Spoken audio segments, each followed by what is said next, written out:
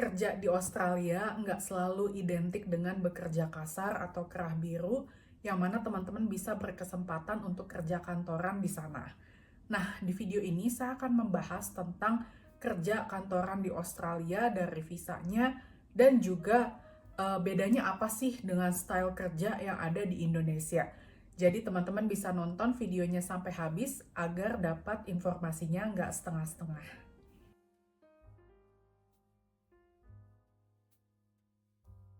Visa apa aja sih yang bisa kerja kantoran di Australia? Sebetulnya visa apapun yang legal gitu ya, yang kerja di Australia seperti partner atau sponsor atau misalnya WHV sekalipun gitu ya. Cuma kalau untuk kantoran itu, kalau WHV itu kan ada semacam strictness ya. Jadi untuk bekerja itu 6 bulan di satu tempat, di satu employer.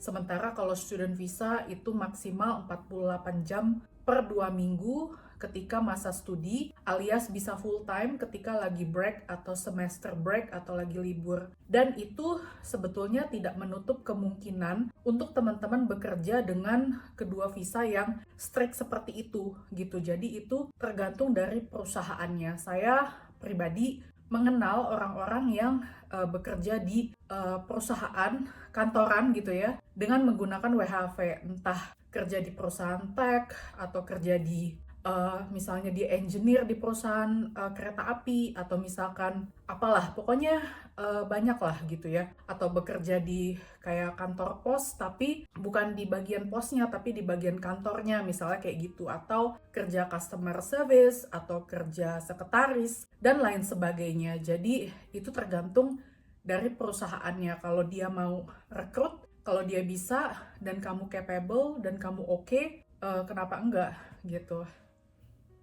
Dan lagi kalau kamu berpengalaman ya, kamu bisa satu line tuh bekerja dengan pengalaman kamu yang ada di Indonesia dengan di Australia. Juga kan gajinya lebih gede ya kalau seandainya tipe kerja kantoran ya, tertentu sih ada kerja kantoran yang gajinya nggak gede-gede banget tapi juga kayak ya lumayan lah gitu. Maksudnya ada bahkan gaji-gaji kerja tuh yang sampai miliaran per tahun. Nah, jadi itu bisa diambil kalau misalnya teman-teman berminat.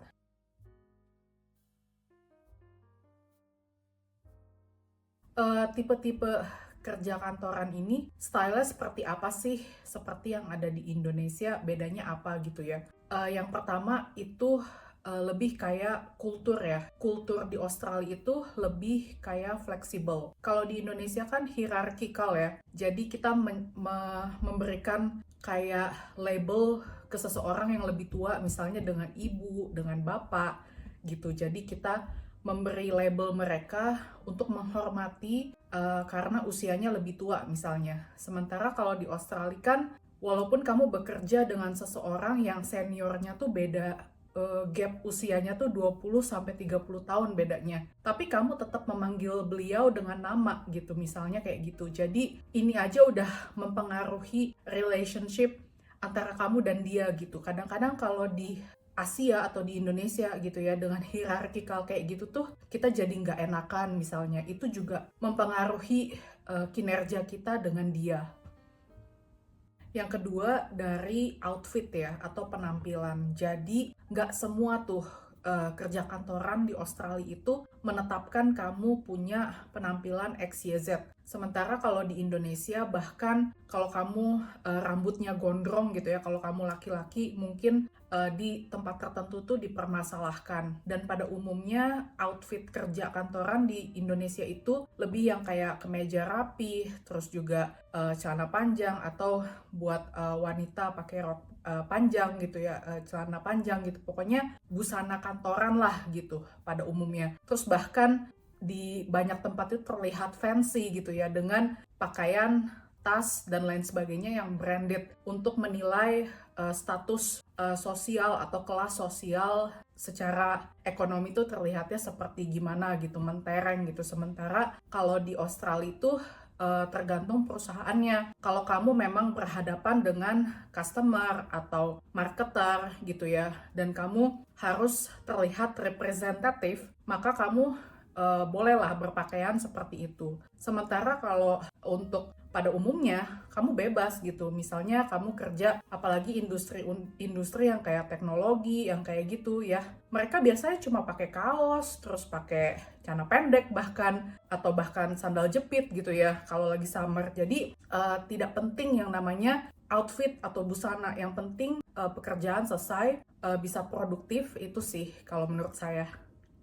Yang ketiga itu work-life balance. Jadi artinya teman-teman itu bisa seimbang gitu antara kehidupan pribadi dan juga kehidupan kerja. Artinya tidak ada yang namanya strictness untuk jam kerja. Jadi kalau di Australia itu pada umumnya kalau kamu yang penting bisa menyelesaikan meetings dan juga pekerjaan bisa produktif, bisa selesai, itu it doesn't matter misalnya jam sekian harus gimana sistematis, kamu harus datang on time, pulang on time, atau bahkan lembur dan lain sebagainya. Jadi misalnya let's say kamu ada appointment ke dokter gitu ya, jadi ya kamu bisa gitu ambil appointment ke dokter di tengah-tengah jam kerja, asalkan pekerjaannya selesai, asalkan meetingnya sudah diselesaikan di jam lainnya gitu. Jadi bisa disesuaikan, lebih fleksibel. Tapi kalau di Indonesia, dulu saya pernah kerja di suatu perusahaan, saya telat cuma 2 menit ya.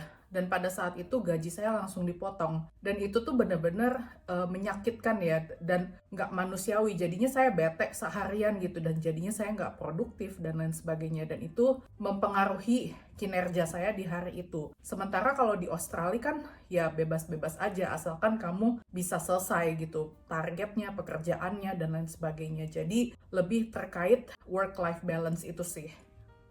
Selanjutnya yaitu terkait employee benefits ya, yang mana mungkin lebih berbeda sedikit atau mungkin jauh lebih berbeda dengan yang ada di Indonesia. Kalau di Australia, employee benefits itu ya misalnya dapat cutinya dari holiday, sick leave, dan juga cuti hamil. Cuti hamil juga bisa didapatkan bukan hanya si perempuan tapi juga laki-laki. Begitu juga kalau misalkan adopsi anak gitu ya, itu juga kalau saya nggak salah itu bisa mendapatkan cuti juga gitu, walaupun bukan anak biologi sendiri dan lain sebagainya. Jadi memang seperti itu gitu ya bedanya. Kemudian yang lainnya itu lebih kayak team building gitu ya. Jadi di Australia itu bukan hanya kerja individual, tapi team building itu juga penting. Seperti di Indonesia juga gitu ya, kalau ada event, ya kalau misalkan lagi lebaran, atau misalkan cuti nasional kayak gitu, itu kan lebih kayak halal bihalal misalnya, kayak gitulah. Tapi kalau di Australia, karena mayoritas itu merayakan Natal, maka mereka tuh mengadakan Christmas party gitu ya, ketimbang lebaran atau halal bihalal itu tadi. Jadi bedanya lebih kayak gitu. Nah, balik lagi nih ke employee benefit, saya kelupaan satu hal. Jadi ada yang namanya kalau di Australia itu dapat superannuation. Kalau di Indonesia mungkin namanya tuh kayak apa tuh namanya, pensiun ya, dana pensiun. Tapi saya kurang begitu paham sih kalau di Indonesia gimana. Kalau di Australia itu superannuation itu terbagi terpisah antara gaji kamu dan superannuation. Jadi kamu nggak potong gaji gitu. Seandainya gaji kamu $31 nih per hour, ya superannuation-nya beda lagi gitu. Misalnya kamu dapat plus $10 gitu ya superannuation. Nah itu tabungan pensiun kamu beda lagi. Kalau misalnya kamu tertarik mau tahu lebih banyak tentang superannuation, kamu bisa kepoin video saya yang pernah saya upload sebelumnya. Selain itu, bedanya juga di perpajakan. Kalau di Australia ya pastinya kamu harus dealing dengan pajak sama dengan Indonesia, tapi of course berbeda gimana cara klaimnya gitu. Dan kalau kamu dapat return, ya kamu dapat uang balik gitu ya, namanya tax return. Tapi kalau enggak ya kamu bayar jatuhnya gitu sih. Sekian video dari saya, semoga kamu bisa merasakan manfaatnya ya dari video ini. Dan kalau kamu suka dengan video ini, kamu bisa like, subscribe, dan juga kamu bisa share ke teman-teman kamu dan follow Instagram di @nura.lami. Oke deh, see you in another videos. Bye for now.